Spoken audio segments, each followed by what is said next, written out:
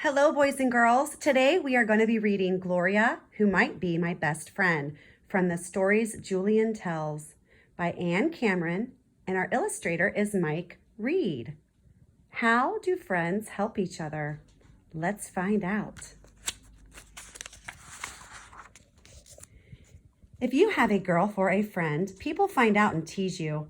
That's why I didn't want a girl for a friend, not until this summer when I met Gloria. It happened one afternoon when I was walking down the street by myself. My mother was visiting a friend of hers, and Huey was visiting a friend of his. Huey's friend is 5, and so I think he is too young to play with. And there aren't any kids, just my age. I was walking down the street feeling lonely. A block from our house, I saw a moving van in front of a brown house, and men were carrying in chairs and tables and bookcases and boxes full of I don't know what. I watched for a while, and suddenly I heard a voice right behind me. Who are you? I turned around, and there was a girl in a yellow dress. She looked the same age as me. She had curly hair that was braided into 2 pigtails with red ribbons at the ends. I'm Julian, I said. Who are you? I'm Gloria, she said. I come from Newport. Do you know where Newport is? I wasn't sure, but I didn't tell Gloria. It's a town on the ocean, I said. Right, Gloria said. Can you turn a cartwheel? She turned sideways herself and did 2 cartwheels on the grass. I had never tried a cartwheel before, but I tried to copy Gloria. My hands went down on the grass, my feet went up in the air, and I fell over. I looked at Gloria to see if she was laughing at me. If she was laughing at me, I was going to go home and forget about her. But she just looked at me very seriously and said, "It takes practice." And then I liked her. What do you learn about Gloria from what she says and does after Julian does a cartwheel?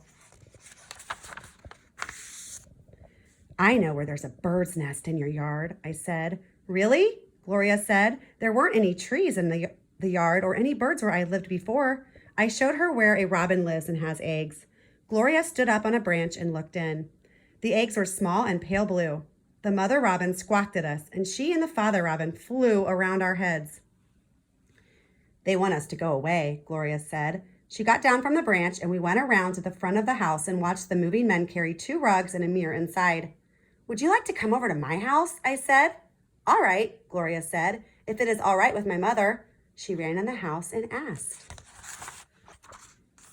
It was all right, so Gloria and I went to my house, and I showed her my room and my games and my rock collection, and then I made strawberry punch, and we sat at the kitchen table and drank it.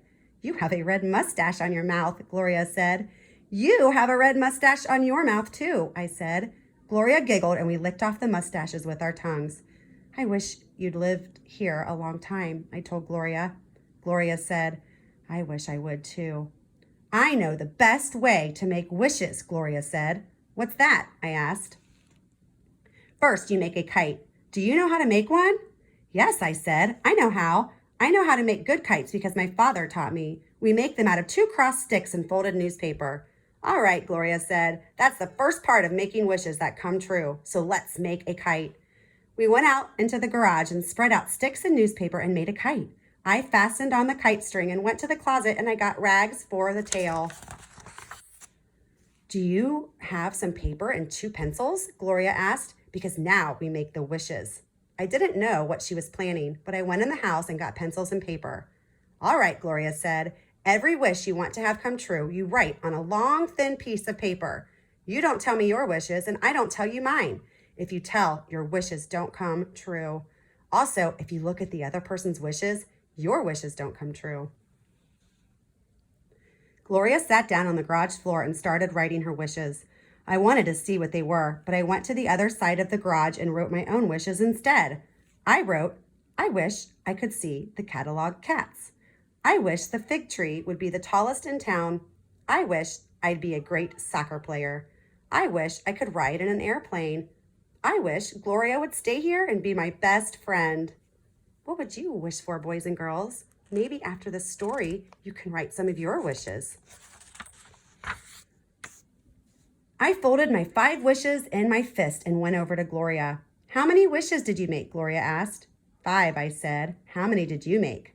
2, Gloria said. I wondered what they were. Now we put the wishes on the tail of the kite, Gloria said. Every time we tie one piece of rag on the tail, We fasten a wish in the knot. You can put yours in first. I fastened mine in, and then Gloria fastened in hers, and we carried the kite into the yard. You hold the tail, I told Gloria, and I'll pull.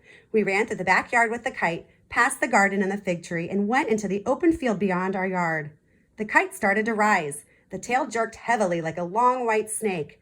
In a minute, the kite passed the roof of my house and was climbing toward the sun. We stood in the open field looking up at it. I was wishing I would get my wishes. I know it's going to work, Gloria said. How do you know? When we take the kite down, Gloria told me, there shouldn't be one wish in the tail.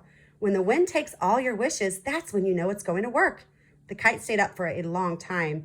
We both held the string. The kite looked like a tiny black spot in the sun, and my neck got stiff from looking at it. Shall we pull it in? I asked. All right, Gloria said. We drew the string in more and more until, like a tired bird, the kite fell at our feet. Look how high that kite is. Have you ever flown a kite, boys and girls?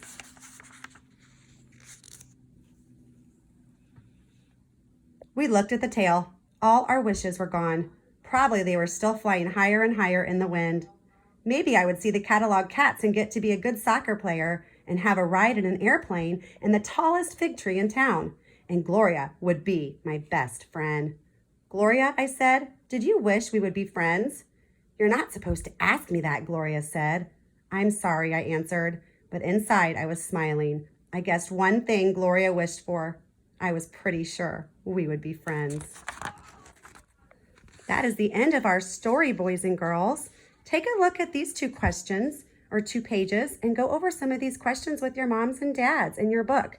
They are on page 262 and 263. Don't forget to also look at your vocabulary words in this story. I hope you enjoyed reading with Mrs. Feldman today. I liked reading to you, and I can't wait to hear about what your wishes would be.